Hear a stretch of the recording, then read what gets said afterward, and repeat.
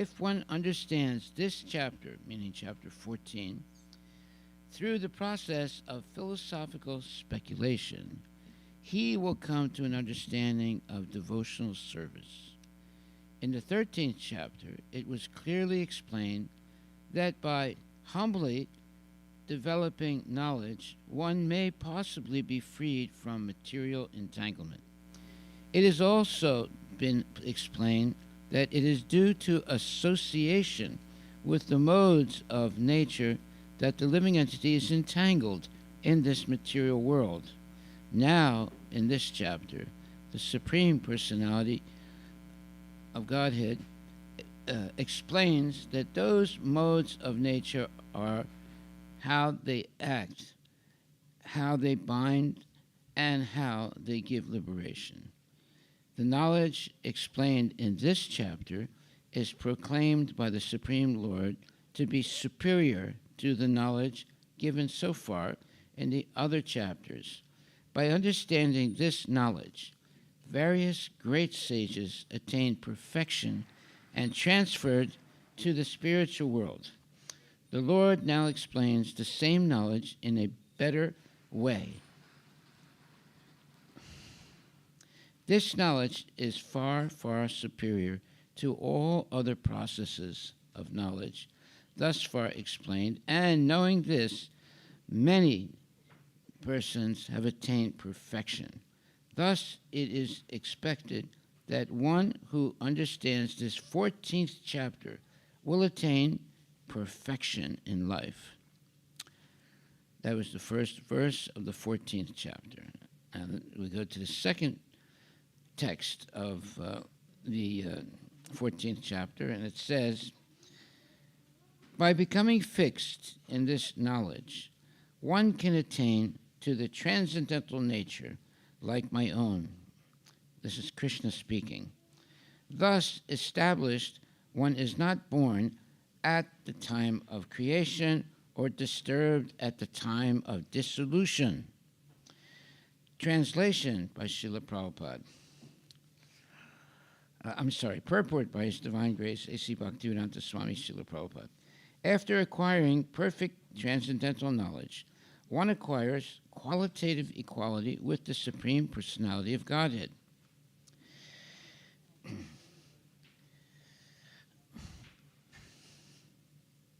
Becoming free from the repetition of birth and death. One does not, however, lose his identity as an individual soul. It is understood from Vedic literature that the liberated souls who have reached the transcendental planets of the spiritual sky always look to the lotus feet of the Supreme Lord, being engaged in his transcendental loving service. So, even after liberation, the devotees do not lose their individual identities. Generally, in the material world, whatever knowledge we get is contaminated by the three modes of material nature. Knowledge, which is not contaminated by the three modes of nature, is called transcendental knowledge. As soon as one is situated in that transcendental knowledge, he is on the same platform as the Supreme Person, or Krishna. Those who have no knowledge of the spiritual sky hold that after being freed from the material activities of the material form, this spiritual identity becomes formless without any variegatedness. However, just as there is material material variegatedness in this world, in the spiritual world, there is also variegatedness. Those in ignorance of this think that spiritual existence is opposed to material variety, but actually, in the spiritual sky, one attains a spiritual form. There are spiritual activities, and the spiritual situation is called devotional life. That atmosphere is said to be uncontaminated, and there one is equal in quality with the Supreme Lord. To obtain such knowledge, one must develop all the spiritual qualities. One who thus develops the spiritual qualities is not affected either by the creation or by the destruction of the material world. Now, why is that?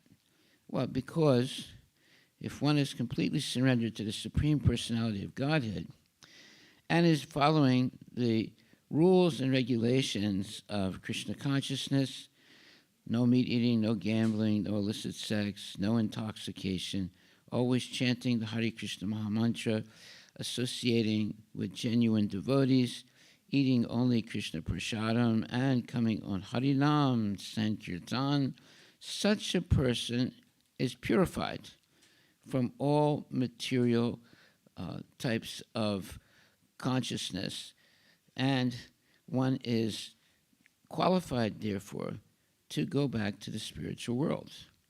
Now, what is actually the real purpose of life? Let's ask that question.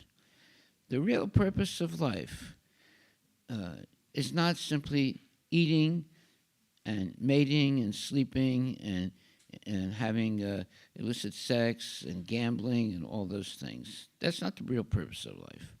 The real purpose of life is to understand our relationship with God.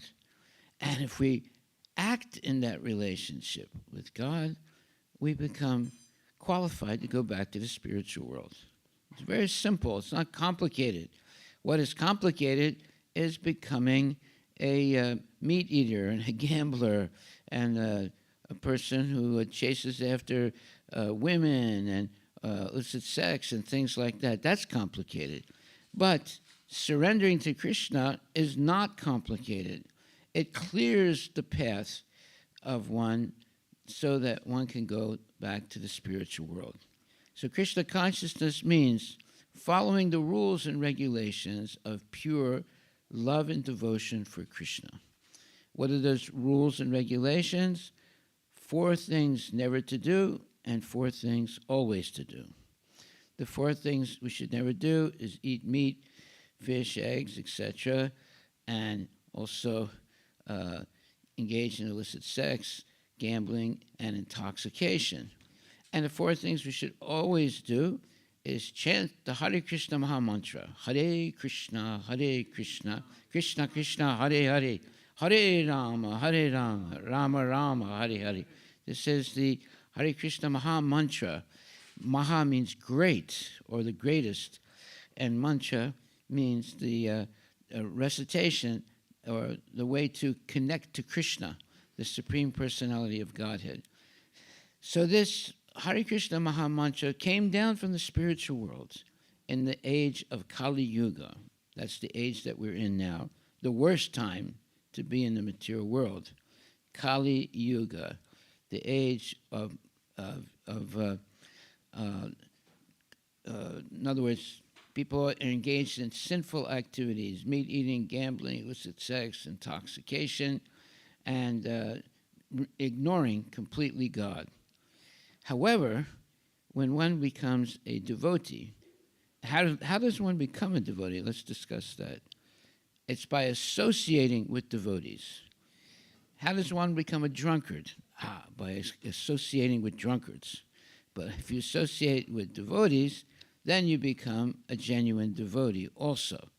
And by practicing Krishna conscious, let's say, mantras and lifestyle and food, in other words, eating only Krishna Prasadam, and always engaging in acts of devotional service, that means that we will always be ready to help others make spiritual advancement and also learn all throughout our life more and more knowledge about who Krishna is and how to please Krishna.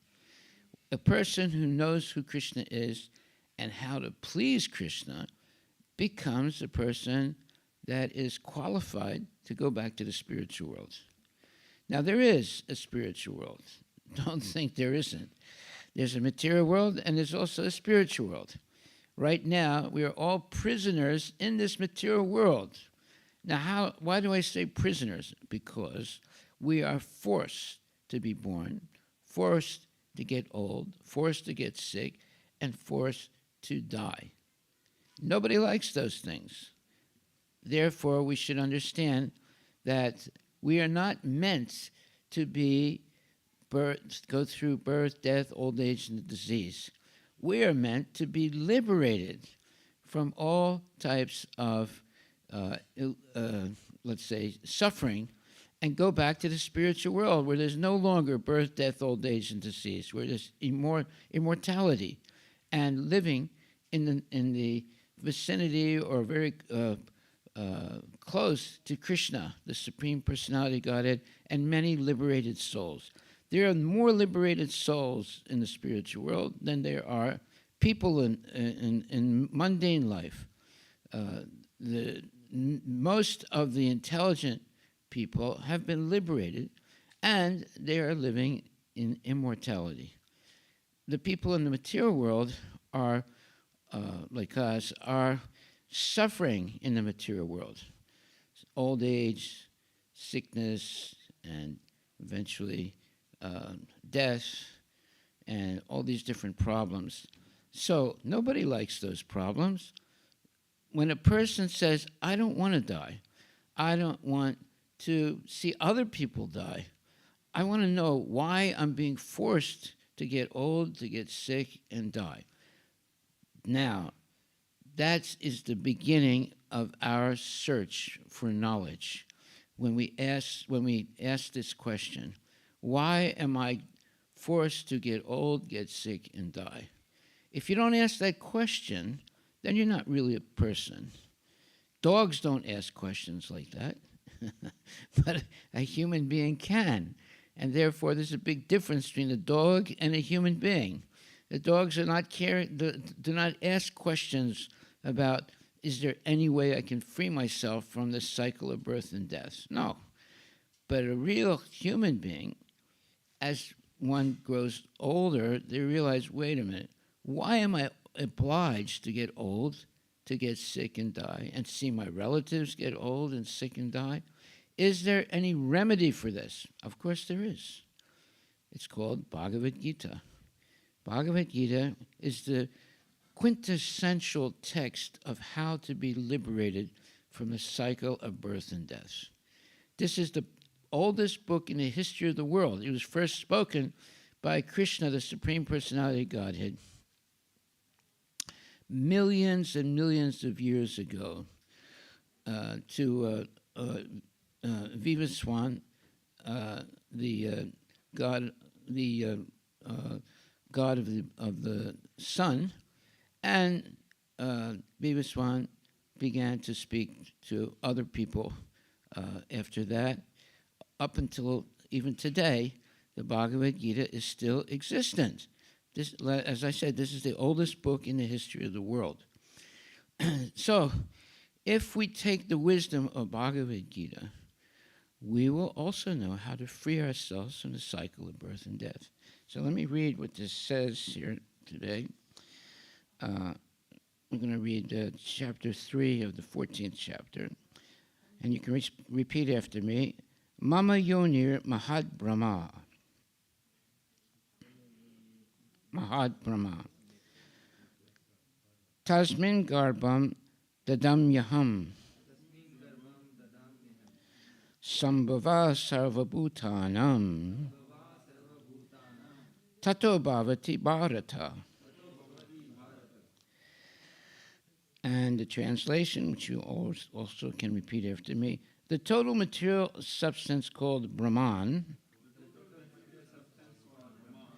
is the source of birth.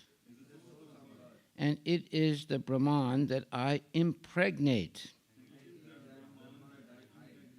making possible the births of all living beings.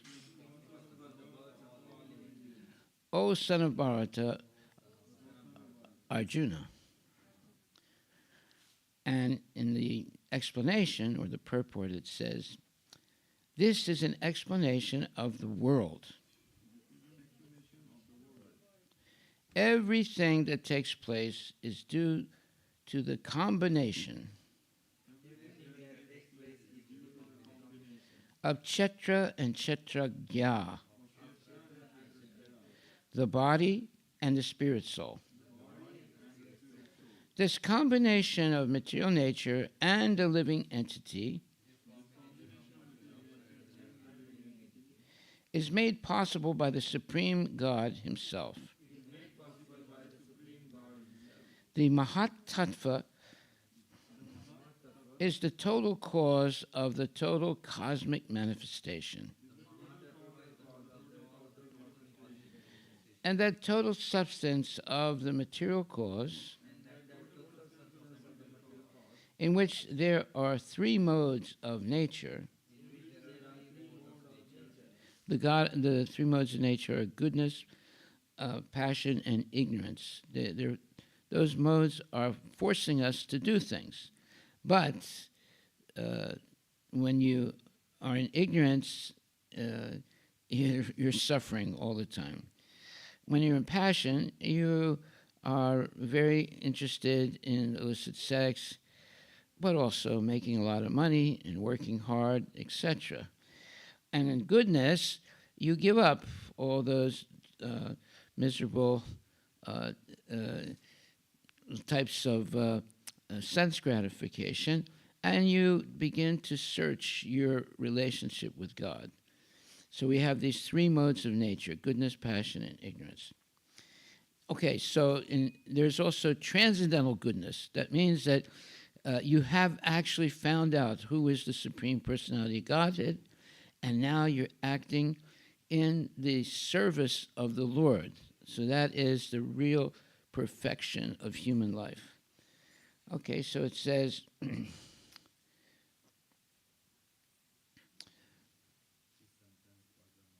huh? Oh, okay, we stopped there, huh? Is also anyway. Let me pick it up from some other point. The combination of material nature and a living entity is made possible by the Supreme God Himself. The Mahatattva is the total cause of the total cosmic manifestation. And that total substance of the material cause, in which there are three modes of nature, is sometimes called Brahman. The Supreme Personality impregnates that total substance, and thus innumerable universes become possible. This total material substance, the Mahatattva, is described as Brahman in the Vedic literature. Tasmad etad Brahma nama rupam anam Jayate. The Supreme Person impregnates that Brahman with the seeds of the living beings. With the seeds of the living entities. The 24 elements, beginning from earth, water, fire, and air, are all material energies, and they constitute what is called Mahad Brahma, or the great Brahman, the material nature. As explained in the 7th chapter, beyond this there is another superior nature, the living entity. Into material nature, the superior nature is mixed by the will of the Supreme Personality of Godhead. And thereafter, all living entities are born of this material nature. The scorpion lays its eggs in piles of rice. And sometimes it is said that the scorpion is born out of rice. But the rice is not the cause of the scorpion. Actually, the eggs of the scorpion were laid by the mother. Similarly, material nature is not the cause of the birth of the living entities. The seed is given by the Supreme Personality of Godhead. The seed, meaning the seed of all living entities. The seed is given by the Supreme Personality of God, and they only seem to come out as products of material nature. Thus, every living entity, according to his past activities, has a different body created by this material nature, so that the entity can enjoy or suffer according to his past deeds. The Lord is the cause of all the manifestations of the living entities in this material world.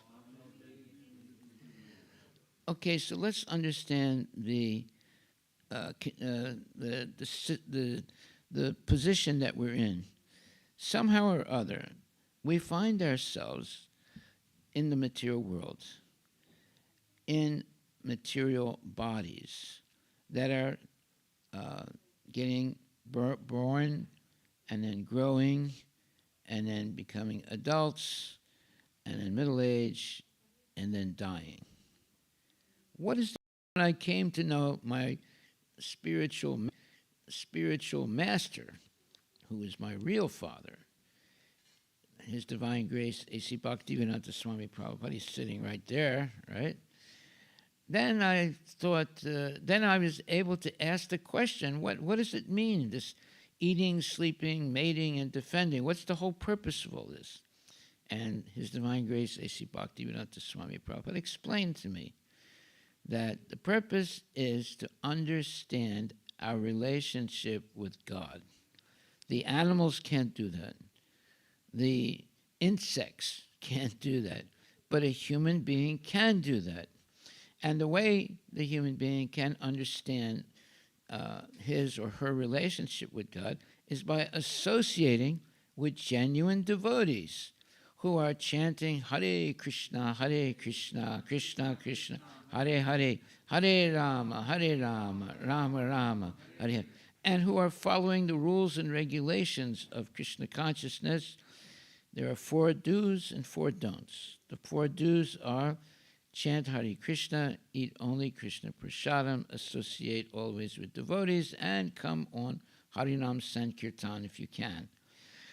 And the 4 things you should never do is meat eating, gambling, illicit sex, and intoxication. Okay? It's pretty simple. It's straightforward, right? So if you follow what you should do and avoid what you should not do, then you have a spiritual life. And in the spiritual life, you develop more and more knowledge by coming to the classes, by hearing and chanting the Mahamantra. The chanting of the Hare Krishna Mahamantra is essential if one wants to become liberated from the cycle of birth and death, because the mantra puts you directly in contact with the Lord. And that means that you'll be purified very quickly and you'll be able to make tangible spiritual advancement. Okay, so to further go into this purport, it says, Sarvayonasu Konteya,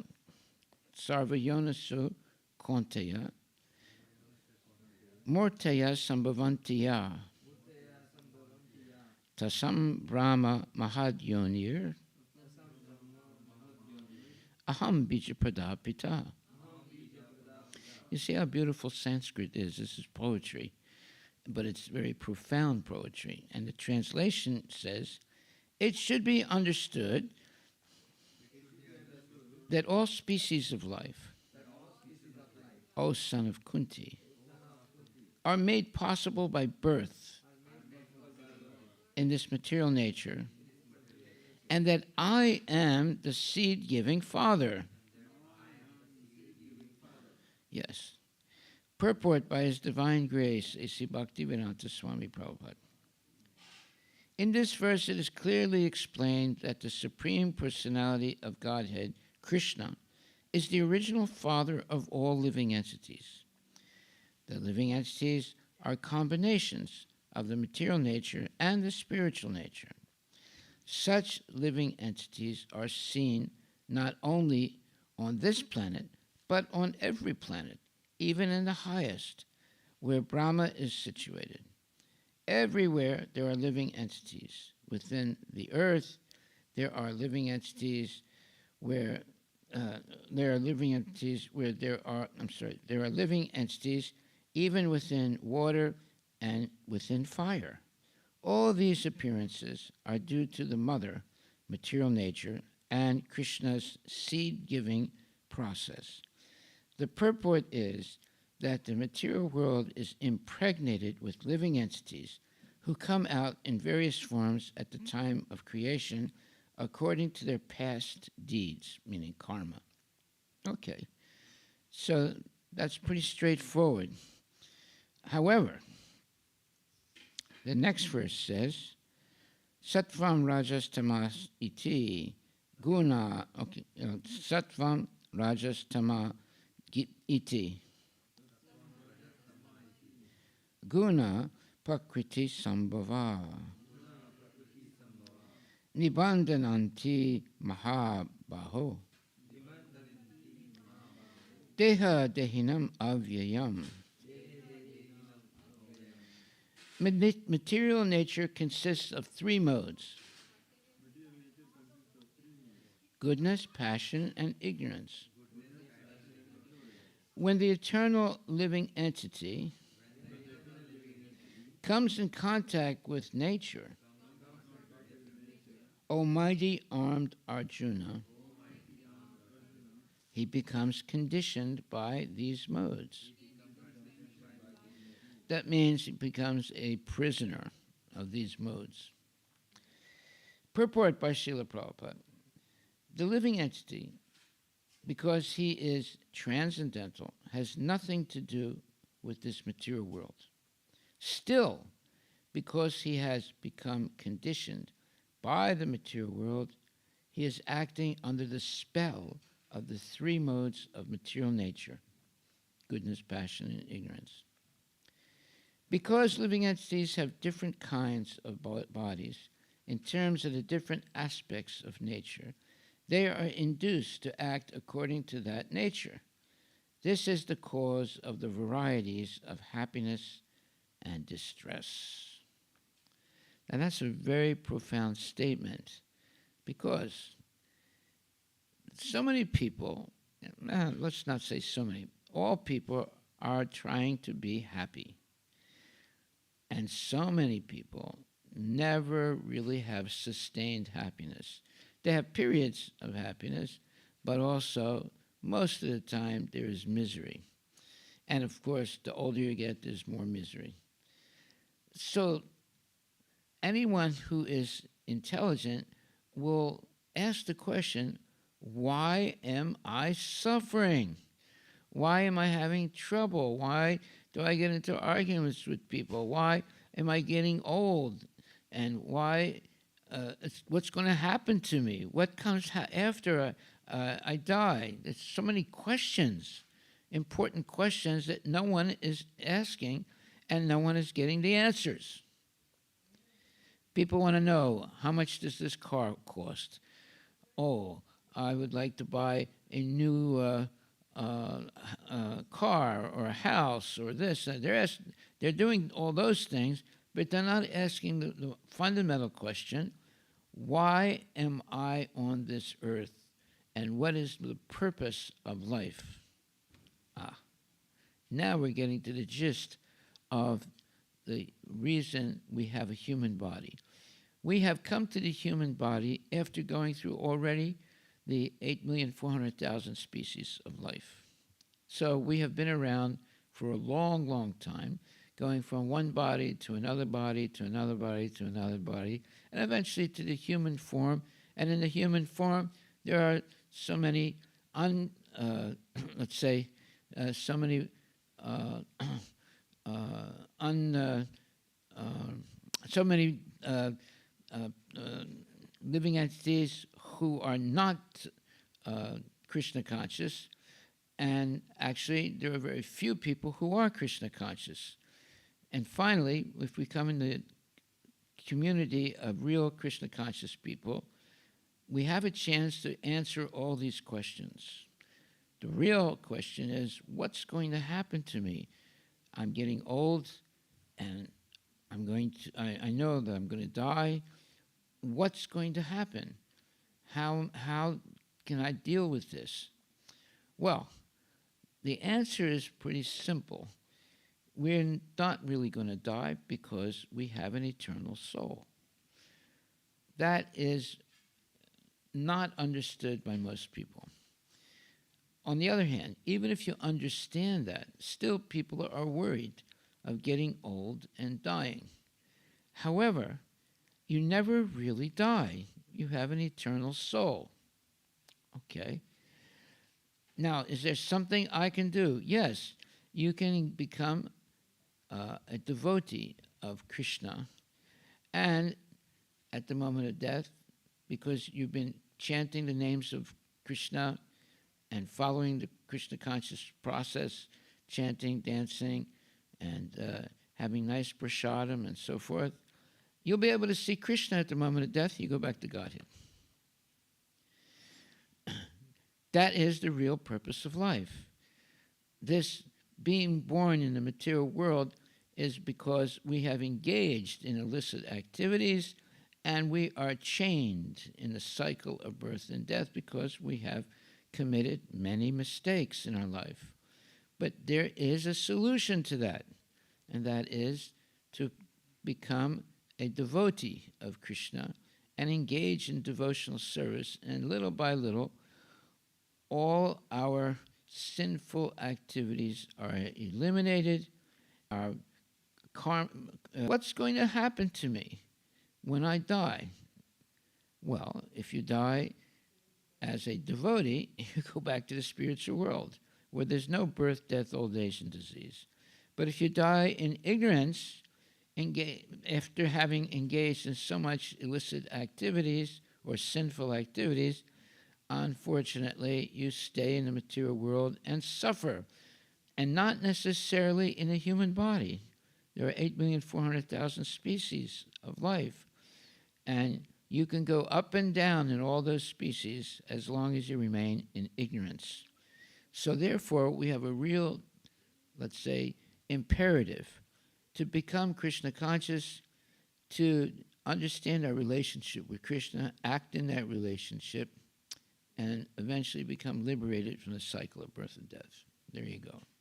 That's our real purpose of life. Okay, are there any questions or comments? Any questions or comments?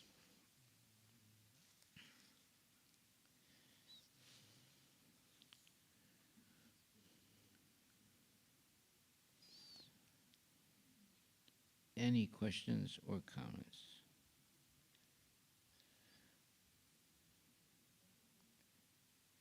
Okay, I will just say a few more words and then we'll stop.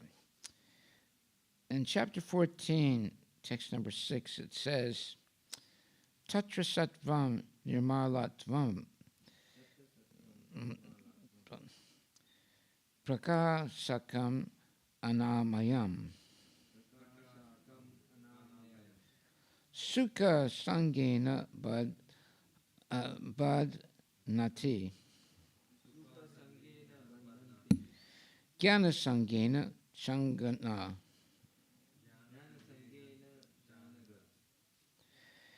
O sinless one, the mode of goodness, being purer than others, is illuminating, and it frees one from all sinful reactions. Those situated in that mode become conditioned by a sense of happiness and knowledge. Purport by His Divine Grace, A.C. Bhaktivedanta Swami Prabhupada.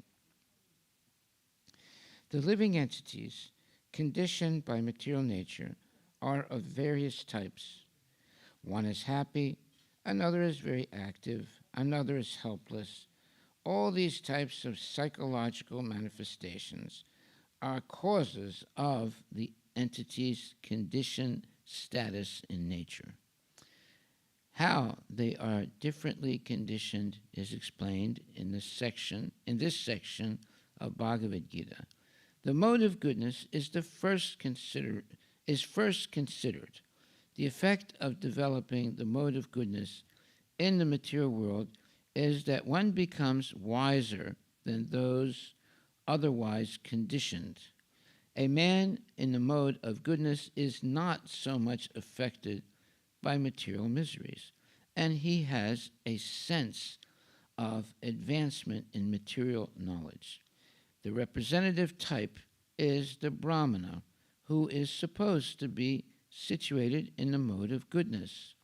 This sense of happiness is due to understanding that in the mode of goodness one is more or less free from sinful reactions. Actually, in the Vedic literature, it is said that the mode of goodness means greater knowledge and a greater sense of happiness. The difficulty here is that when a living entity is situated in the mode of goodness, he becomes conditioned to feel that he is advanced in knowledge and is better than others. In this way, he becomes conditioned. The best examples are the scientist and the philosopher. Each is very proud of his knowledge, and because they generally improve their living conditions, they feel a sort of material happiness.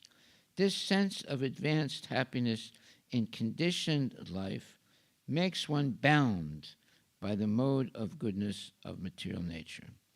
As such, they are attracted toward working in the mode of goodness, and as long as they have an attraction for working in that way, they have to take some type of body in the modes of nature. Thus, there is no likelihood of liberation or of being transferred to the spiritual world. Repeatedly, one may become a philosopher, a scientist, or a poet, and repeatedly become entangled in the same disadvantages of birth and death. But due to the illusion of the material energy, one thinks that that sort of life is pleasant. This is a tremendous purport. And it's true. The people become puffed up by having money, by having good education, by having, nice living conditions, and they are not able to go further than that into Krishna consciousness. Now, they are considered to be good people. They don't commit gross sinful activities, but they are very attached to having a materialistic life and all the benefits of a good life. And they don't engage in any type of tapasya or activities. They go to church or they even come to the temple, but they do not make the big step of engaging in devotional service as a regular activity. Devotional service is our ticket out of the material world. And what is devotional service? It's rendering service to Krishna, the Supreme Personality of Godhead. How do you render service to Krishna? You come to the temple, you bow down, you chant the different mantras that we chant, they glorify Krishna. You eat Krishna prasadam, you associate with devotees, and you engage in different types of activities that are Krishna conscious activities and so forth. So some people think that that's a waste of time. Instead of uh, working in the temple, cooking, serving, etc., they want to make money. and, and they think that, coming to the temple and engaging in devotional service is a waste of time. However, we should understand that the best use of time is to engage in devotional service, pleasing Krishna and offering our homage every day and engaging in a beneficial activity of preaching, chanting, and feasting, etc. Okay. The person in mode of goodness, there's a problem with that. It's much better than being in a mode of ignorance or in a mode of ignorance or mode of passion. But the problem with the mode of goodness is that the difficulty here is that when a living entity is situated in the mode of goodness, he or she becomes conditioned to feel that he is advanced in knowledge and is better than others. In this way, he becomes conditioned. The best examples are the scientist and the philosopher. Each is very proud of his knowledge, and because they generally improve their living conditions, they feel a sort of material happiness. This sense of advanced happiness in conditioned life makes them bound by the mode of goodness of material nature. As such, they are attracted toward working in the mode of goodness, and as long as they have an attraction for working in that way, they have to take some type of body in the modes of nature. Thus, there is no likelihood of liberation or of being transferred to the spiritual world. Repeatedly, one may become a philosopher, a scientist, or a poet, and repeatedly become entangled in the same disadvantages of birth and death. But due to this illusion of the material energy, one thinks that that sort of life is pleasant. Prabhupada is a wonderful writer, but he's telling the truth. So we should become very, very serious about following Krishna consciousness and not be complacent, thinking that, oh, now I have attained the perfection of life. I have a nice car. I have a nice family. I have nice food. And I have nice sense gratification, so everything is good. No, it's not good. We are attached, and therefore, because of that attachment, we cannot give up sense gratification. Even though we are good people, people are, they don't kill people, they don't cheat, they don't lie, but they're not really surrendered to Krishna with love and devotion. Hare Krishna, I will stop there. Are there any questions or comments? Yes. Yes.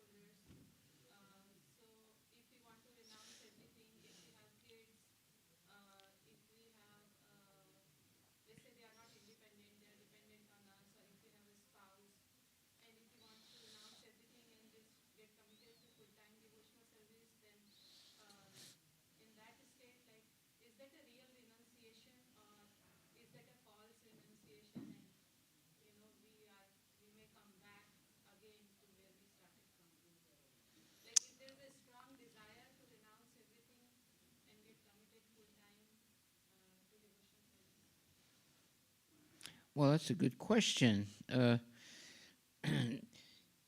You never really renounce everything in Krishna consciousness. You renounce all the bad things, meat eating, gambling, illicit sex, intoxication, but you don't renounce chanting Hare Krishna, coming on Sankirtan, uh, reading Bhagavad Gita, etc.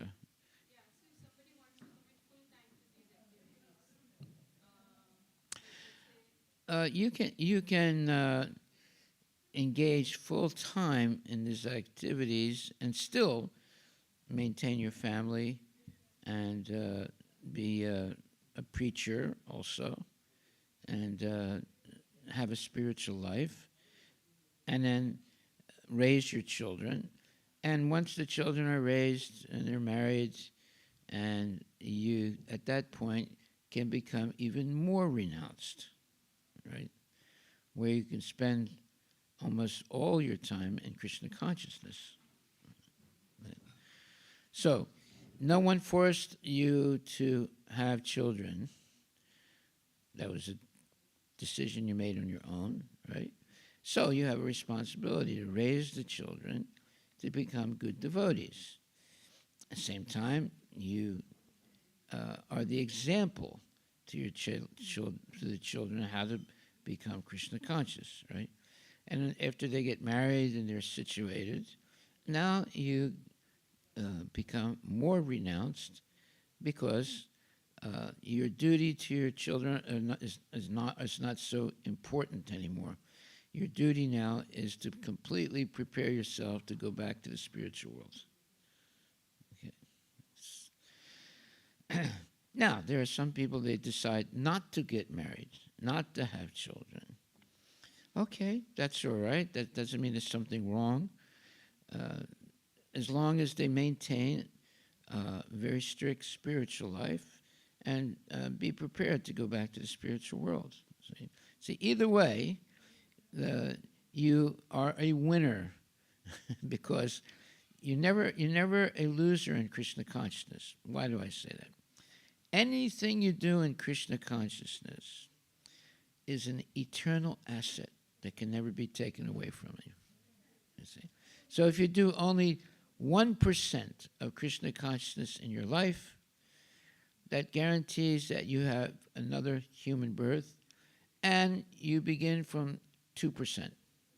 You don't begin from zero. You see? So whatever you do in Krishna consciousness is always an asset that'll go with you eternally. And if you do everything for Krishna, then you go back to Godhead. If you do half your life for Krishna, then the next life you start from the end of that half and go further. So you cannot be a loser in Krishna consciousness. You can be a loser in material consciousness, but not in Krishna consciousness. So we should continually engage from any position that we're in. You might be married, you might not be married, you might have children, you might not have children, you might be sick or you might be healthy. As long as you're thinking of Krishna, engaging in some kind of devotional service for Krishna, you are making immortal, tangible assets that can never be taken away from you. So that is the benefit of being Krishna conscious. Whatever you do in Krishna consciousness becomes a transcendental asset that you can never lose. You can be a loser if you're a karmi and engaging in all kinds of sense gratification. Then you're a loser. But if you engage in Krishna consciousness, you'll never be a loser because whatever you do in Krishna consciousness will be eternal.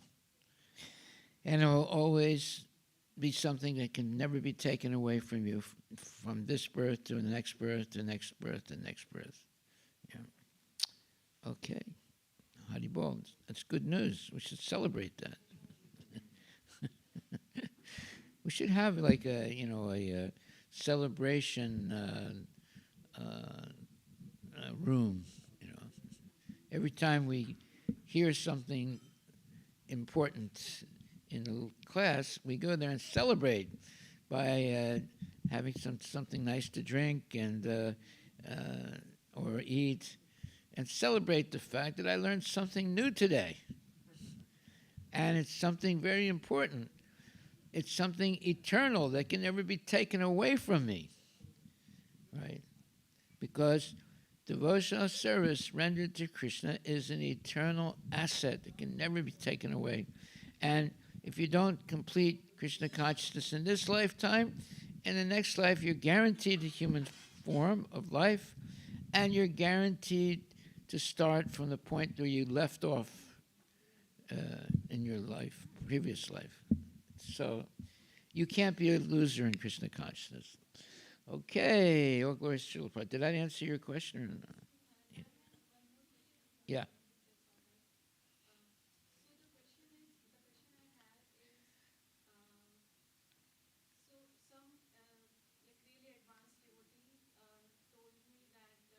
How do you know he's so advanced?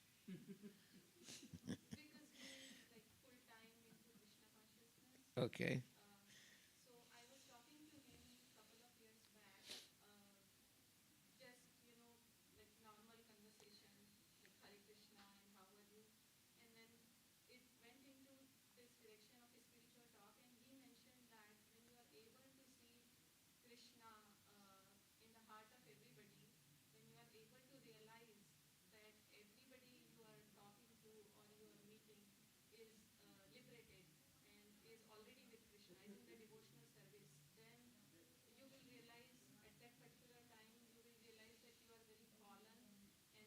You're very fallen?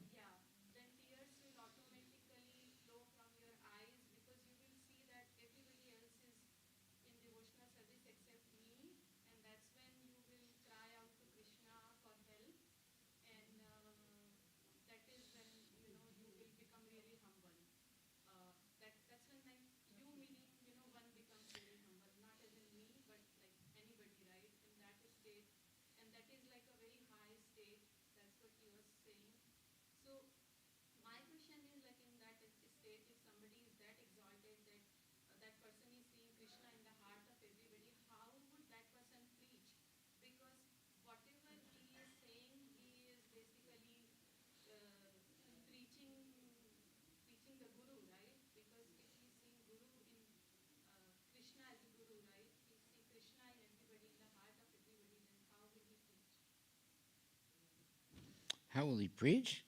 He'll preach wonderfully. He sees Krishna in the heart of all living entities.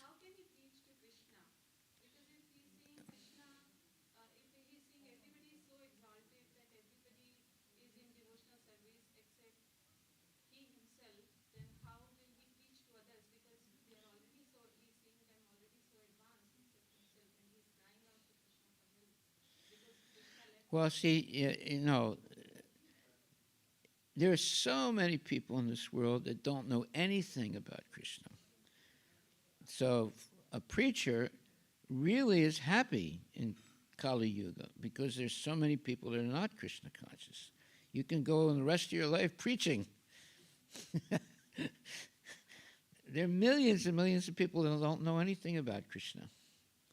So if you want to be a happy preacher, you should definitely take birth in Kali Yuga. You can spend your whole life preaching. Huh? Yeah, you got plenty of customers. So, devotees like Kali Yuga because, you can preach every day. Almost everybody you meet is in ignorance, And they appreciate it because the ones that listen carefully, they can change their life. And they'll actually say, you saved my life. If I didn't come in contact with you, Hare Krishna people, I would probably be in a bar right now getting drunk and eventually, commit suicide. So, Kali Yuga is the best time to be in the world because you can preach 24 hours a day.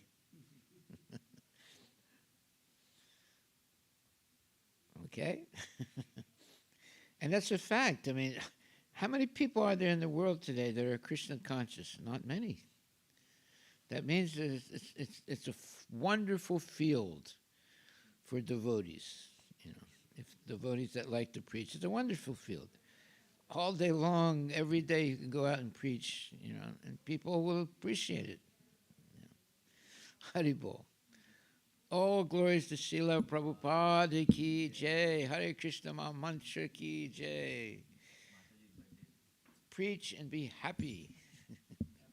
And also, today's your birthday? Okay. Well, what was the other question?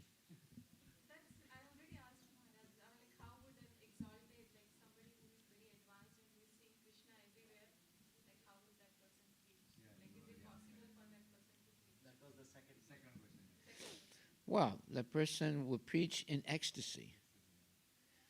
It'll be a very ecstatic person, very happy, ecstatic person. And you will become ecstatic and because you met such a person who's genuinely happy, in love with Krishna. See? The whole purpose of education in Krishna consciousness is to love Krishna. If you find a person who loves Krishna and is always talking about Krishna and is genuine, not a cheater, but a genuine, then you become happy and you become spiritually advanced by coming in contact with such a person. Maharaj, like if I had to explain Mataji a little bit. So Krishna, Sanjipani Muni, so he is a guru and he knows Krishna's position. Still he was teaching him, right? So preaching Mataji I think question like somebody everybody is like Krishna, then how can we preach Krishna back? That was her question. But they see Krishna in them. Yeah. It's not their Krishna. They have Paramatma. But you are only seeing Krishna in them, right? You are not seeing anything else. No, see, look, Srila Prabhupada had godbrothers. They were all highly advanced devotees. When they would come together, they would talk with each other about Krishna consciousness, right? So they didn't talk mundane things, and they would inspire each other, talking about Krishna consciousness. That means that they're very advanced devotees. But I didn't understand, Maharaj. How can we see every person is Krishna? Krishna in them, right? It is not that they are Krishna. In that. So do we see, if we are advanced, do we see a person, he is part of Krishna, or is he Krishna? I thought Krishna is only one. We are all part and parcels of Krishna. How can we see anybody as Krishna? So you are seeing Krishna in them as a super soul. Yeah, super soul. Yeah. But the soul still is... But when you see Krishna in them, then you don't have to see anything else, right? You will glorify. Because you will immediately glorify a person, like you are seeing Krishna in them, right? Yeah, that portion we are So then Krishna supersedes everything. See, when you wake up early every day, take a bath, chant your rounds, and have nice prasadam, go on Sankirtan, you're seeing Krishna all the time. Yeah. One time, Guru Maharaj, I met somebody on the Sankirtan. Yeah. So I was asking that person about Bhagavad Gita, and then that person told me, the person just started reciting shlokas from Bhagavad Gita. And I was They recited slokas? yeah, I asked him like, have He you was an Guru? old man. Yeah, he was a very old man. He came running to me, and then I asked him like, I wanted to give him Prabhupada's Bhagavad Gita, so I asked him, have you read Bhagavad Gita? Do you know about Bhagavad Gita? And he started reciting. He recited so many shlokas from Bhagavad Gita. Then he started reciting shlokas from Meghdutta, which is written by Kalidas. What's that? Oh, okay, all right. Yeah, it's written by Kalidas, and then he explained the meaning of what he was saying from Meghdutta. So what he was saying is that your arrival is very pleasant, and he was saying that He met a devotee. yeah. That's why he was reciting. Yeah, and he was saying... But we have never seen him in temple. We have never seen him in the temple, and he started saying that he started giving so many blessings. Like he translated those verses from Meghdutta, which he was saying. Oh, from what? From Meghdutta Meghdutta is a novel, Sanskrit novel, Oh. written by Kalidas. Okay. So he started reciting